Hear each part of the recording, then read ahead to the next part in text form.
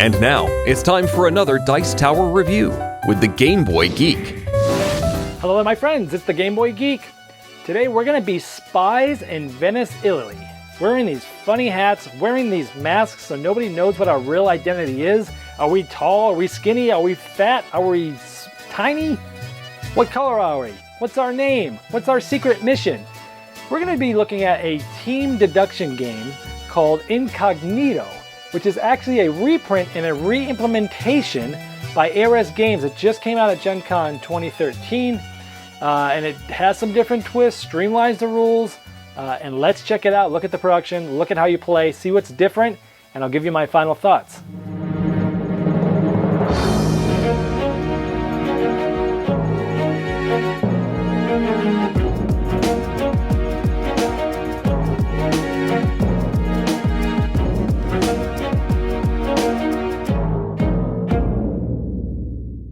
At the beginning of Inkognito, you get to pick a color. You get 4 pawns: tall, fat, skinny, and short. All these different spies with hats and masks on, and you get to place these at the distinguished starting spots on the board.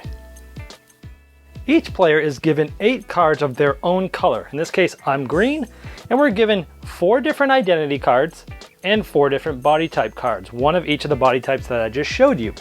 You are truly going to be one of these 4 people and one of these 4 body types. You'll find that out at the beginning of the game, who you are and what body type you are.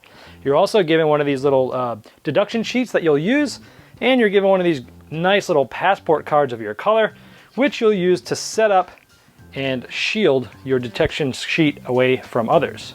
Also at the beginning of the game, I will be given my true identity, my true body type, and my 1/2 of the secret mission that myself and my partner need to complete together. Now you know that your true identities is they're gray. That's how you know true. So I am Agent X, I am the fat person, and my half of the secret mission is B. We'll talk about this in just a moment. So here, me, I am green. I would pretty much mark down that yes, I am Agent X, I am the fat person, and B, we'll just do that for later. Now we also know that nobody else can be either fat or Agent X because there's only one of each.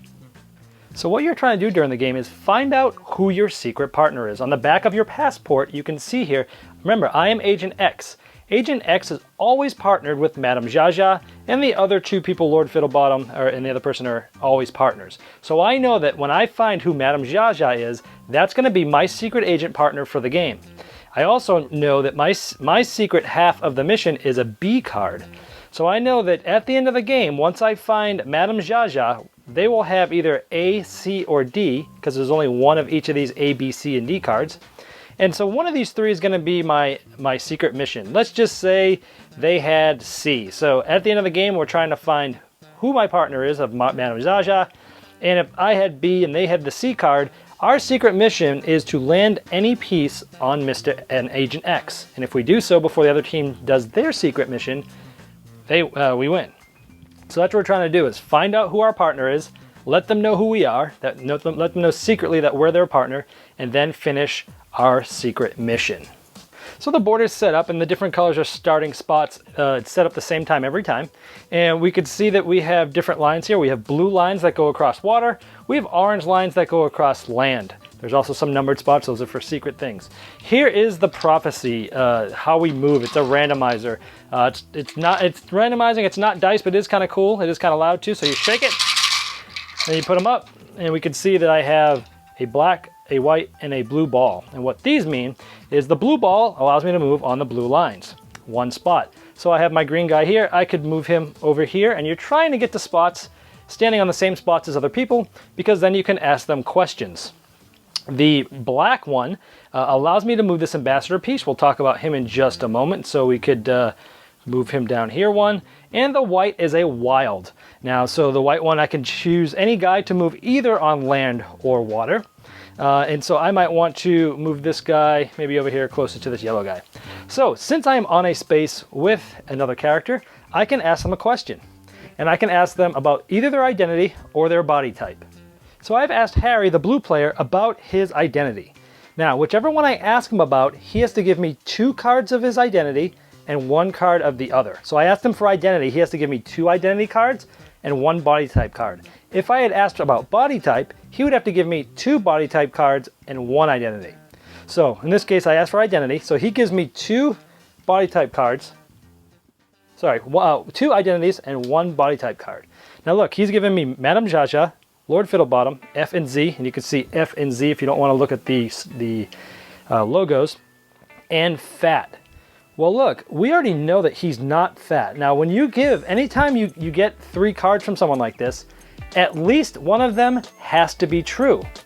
So I know that he's not fat because I'm fat, and there's only 1 fat person in the game, and there's only 1 of each identity in the game. So I know that he is either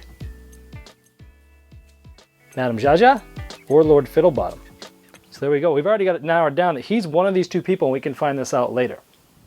Now Harry would also notate on his own sheet which cards he showed me, because you can never show anybody the same exact 3 cards more than once.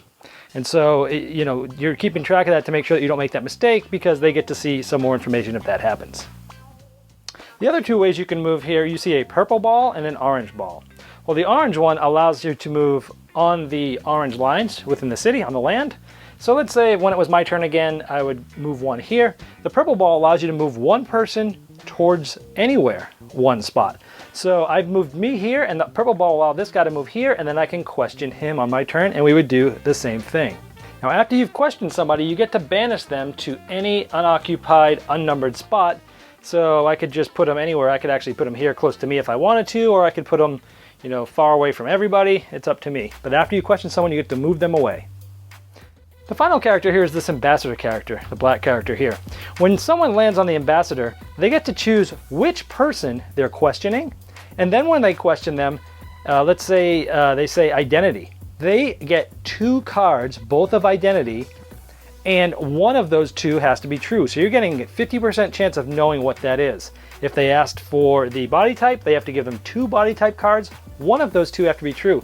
So when you land on the ambassador, it's very powerful because you're getting a lot more information than you are when you're talking to just people. Then after you talk to the ambassador, you must banish him to any unoccupied colored spot, including his start there at the ambassador. So how do we get towards the end of the game? Well, let's say the red player uses the water and comes and talks to me, and he asks me about my identity or body type.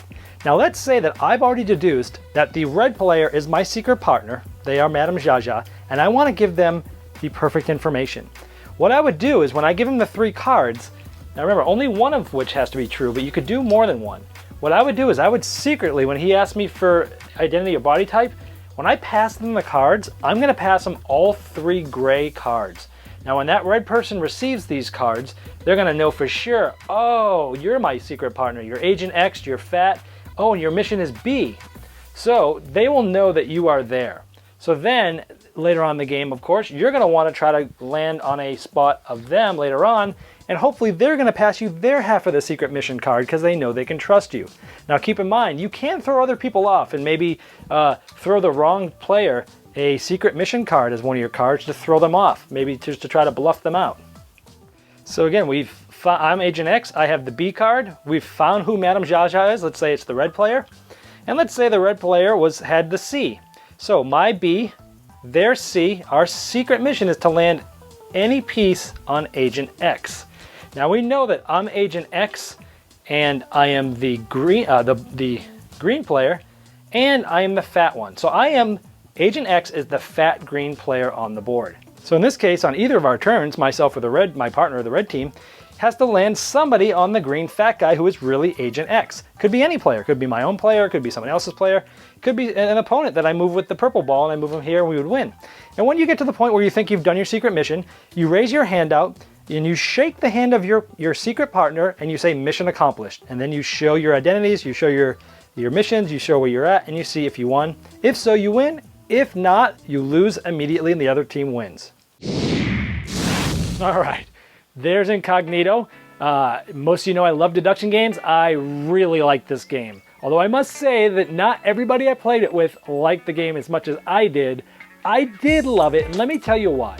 Okay, so first of all, I love the idea of that team deduction. Because sometimes you play deduction games, and the reasons why people don't like them is because they're not good at it, and they just get crushed.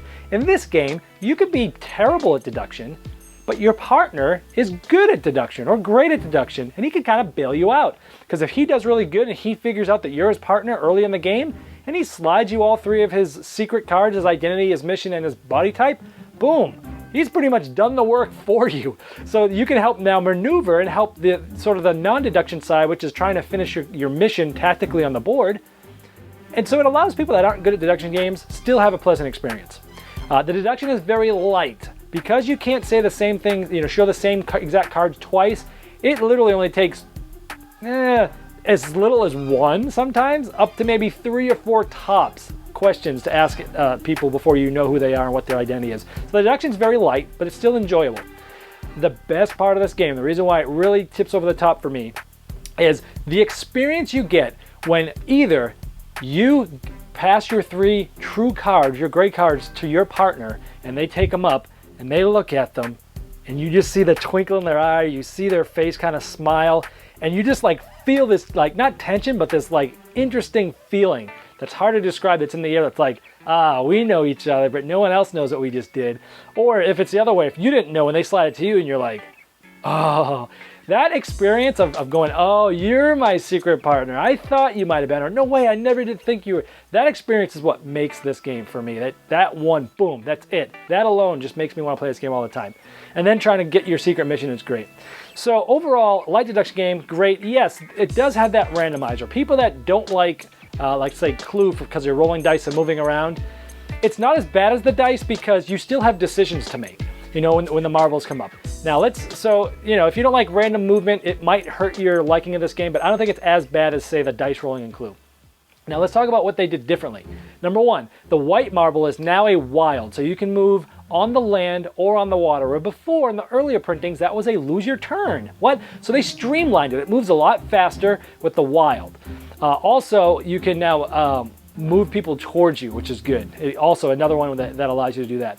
So so they streamlined some of the rules, made it faster. There was always a 3-person variant, which isn't as fun. 4 is the best by far. I wouldn't turn down a 3-player game. I wouldn't turn down the new 5-player game, but 4 is definitely where this game really shines.